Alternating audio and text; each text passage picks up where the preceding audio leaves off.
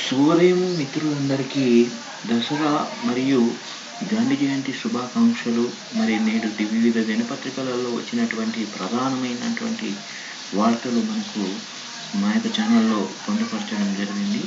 మరి ముఖ్యంగా ఈరోజు నేటి వార్తలలో ముఖ్యంగా మనకు కనిపిస్తుంది టీజీ సెట్ 2025 నోటిఫికేషన్ విడుదల అనే ప్రధానంగా వార్త కనిపిస్తుంది. మరి డిసెంబర్ 2వ వారంలో పరీక్షకు ఏర్పాట్లని మనకు ఈ వార్త ప్రధానంగా కనిపిస్తుంది. మరి రాష్ట్రంలో అసిస్టెంట్ ప్రొఫెసర్ మరియు లెక్చరర్ పోస్టుల కోసం తెలంగాణ స్టేట్ ఎలిజిబుల్ టెస్ట్ 2025 మనకు నోటిఫికేషన్ అధికారికంగా విడుదలైంది. మరి టీజీ సెట్ పరీక్షలకు డిసెంబర్ 2వ వారంలో మనకు సిబిటి మోడ్లో మనకు కంప్యూటర్ బేస్డ్ మోడ్లో నిర్వహించనున్నారు. మరి ప్రధానంగా ఈ యొక్క టెస్ట్ మనకు ప్రధానంగా ఎలా కండక్ట్ చేస్తారంటే ప్రధానంగా 2 పేపర్లు ఉంటాయి. పేపర్లో మరి పేపర్ 1లో మనకి 50 మార్కులు 50 ప్రశ్నలు ఉంటాయి. మరి పేపర్ 2లో 100 ప్రశ్నలు ఉంటాయి. మొత్తం మనకు 300 మార్కులు ఉంటాయి. ప్రతి పేపర్ కోసం మనము 3 గంటల సమయం కేటాయిస్తారు. మరి పేపర్ 1 పేపర్ 2లో రెండిట్లోనూ మనం అభ్యర్థులు అర్హత సాధించవలసి ఉంటుంది. మరి టీజీ సెట్ 2025 కోసం దరఖాస్తులు కూడా ఈ నెల 10వ తేదీ నుండి అందుబాటులో ఉంటాయని టీజీ సెట్ చైర్మన్ ఓయూబీసీ మరి ములుగురం కుమార్ బుధవారం ఒక ప్రకటనలో పేర్కొన్నారు. మరి అభ్యర్థుల అధికారిక వెబ్సైట్ అయినటువంటి మరి www.telangana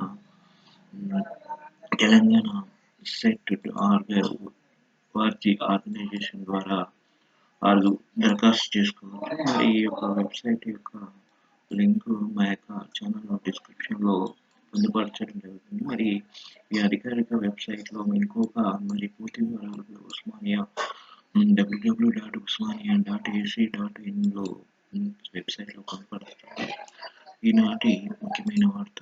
అదేవిధంగా మనకు ఇంకొక ప్రధానమైన వార్త చూస్తుంటే జాబ్ నోటిఫికేషన్కు సంబంధించిన ఇంకొక ప్రధానమైన వార్త కనిపిస్తుంది. మనకు సిఎస్ఐఆర్ ఐఐసిటిలో సైంటిస్ట్ కావాలని మనకు ప్రధాన వార్త కనిపిస్తుంది. మరి ఈ పోస్టులు చివరి తేదీ మనకు ఇది ఆన్లైన్ ద్వారా ఆసక్తి గల అభ్యర్థులు కూడా ఆన్లైన్ ద్వారా అప్లై చేసుకోవచ్చు. మరి అక్టోబర్ 30న మనకు ఆల్రెడీ మనకు పోస్టులు ఏంటంటే సైంటిస్ట్ పోస్టులు ఎలిజిబిలిటీ పోస్టులను అనుసరించి సంబంధిత విభాగంలో ఎంటెక్ కానీ ఎంఈఈ కానీ ఎంఫిల్ కానీ పిహెచ్డిలో ఉత్తీర్ణత సాధించాలి. ఈ పోస్టులకు ప్రధానంగా వయోపరిమితి మాత్రము 32 ఏళ్ళు మించకూడదు. ఈ నిబంధనలను అనుసరించి సంబంధిత వర్గాలకు వయోపరిమితిలో సడలింపు ఉంటుంది. అప్లికేషన్ ఆన్లైన్ పద్ధతిలో జరుగుతుంది. మరి ఆన్లైన్ ద్వారా జరుగుతుంది. అప్లికేషన్ ప్రారంభము మరి అక్టోబర్ 1 నుంచి ప్రారంభమైంది. లాస్ట్ డేట్ అక్టోబర్ 30 ఈ నెల చివరి వరకు కొనసాగుతుంది. సెలక్షన్ ప్రాసెస్ మాత్రము పర్సనల్ ఇంటర్వ్యూ ఆధారంగా అభ్యర్థులను ఎంపిక చేస్తారు. పూర్తి వివరాలు మనకు ఇక వెబ్సైట్లో దీని యొక్క కింద పొందుపరచడం జరిగింది. నా యొక్క డిస్క్రిప్షన్ ఇస్తాను. కావలిస్తే మీకు పూర్తి వివరాలు ఇక్కడ కనిపిస్తాయి. అదేవిధంగా ఇంకొక ఖాళీల వివరాలు చూస్తుంటే ఎన్సిఎల్టీలో మనకు లీగల్ అసిస్టెంట్ ఖాళీలని ఇవ్వడం జరిగింది. ఇది నేషనల్ కంపెనీ లా ట్రిబ్యునల్ వివిధ విభాగాలలో ఖాళీగా ఉన్న పోస్టులకు నోటిఫికేషన్ విడుదలైంది. మరి ఆసక్తి గల వారు కూడా అభ్యర్థులు కూడా ఆన్లైన్ ద్వారా అప్లై చేసుకోవచ్చు. మరి పోస్టుల సంఖ్య చూస్తే 96 ఉన్నాయి. మరి పోస్టులు డిప్యూటీ రివిజన్ ఒక్కొక్క కేటగిరీకి సంబంధించి ఉన్నాయి. పూర్తిగా మీరు వెబ్సైట్లోకి వెళ్ళి పూర్తి వివరాలను తెలుసుకోగలరు.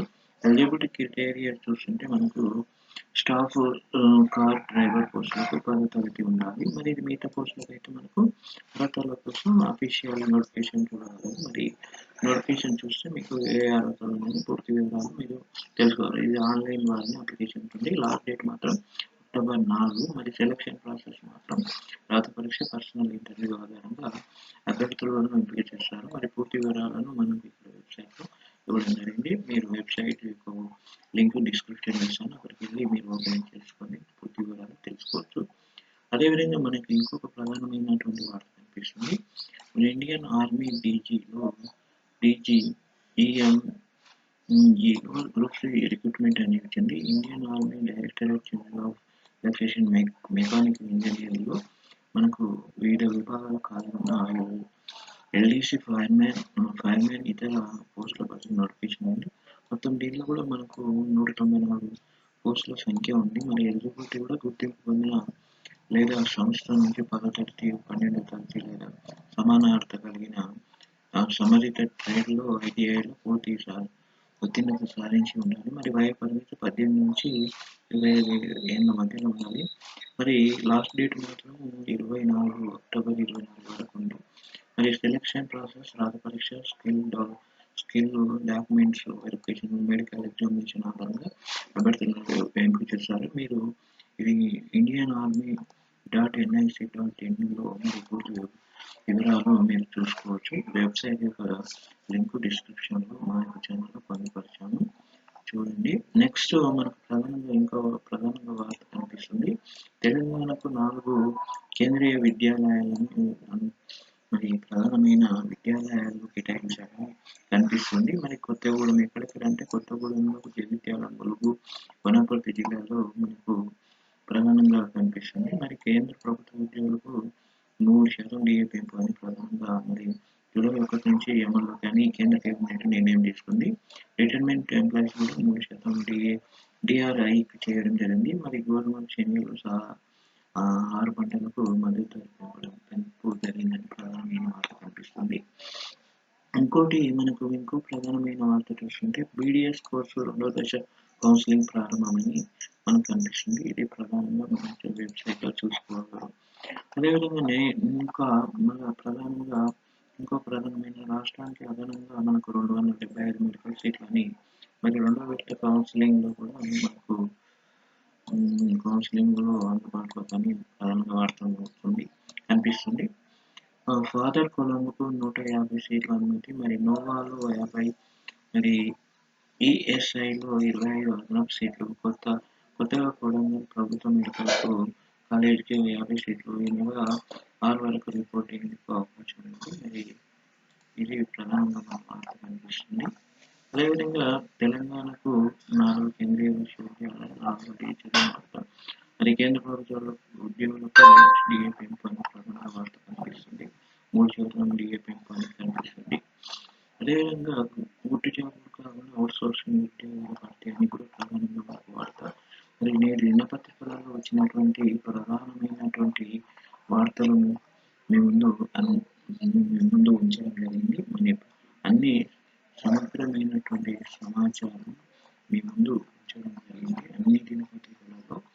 మరి ప్రధానంగా ఈ యొక్క వీడియో నచ్చినట్లయితే లైక్ చేయండి, షేర్ చేయండి, సబ్స్క్రైబ్ చేయండి. మేము అందించే ప్రతి వీడియో మీకు నోటిఫికేషన్ ద్వారా మీకు ముందుగానే మరి నోటిఫికేషన్లో మరి బెల్ ఐకాన్ కూడా క్లిక్ చేయండి. అందరికీ ధన్యవాదాలు.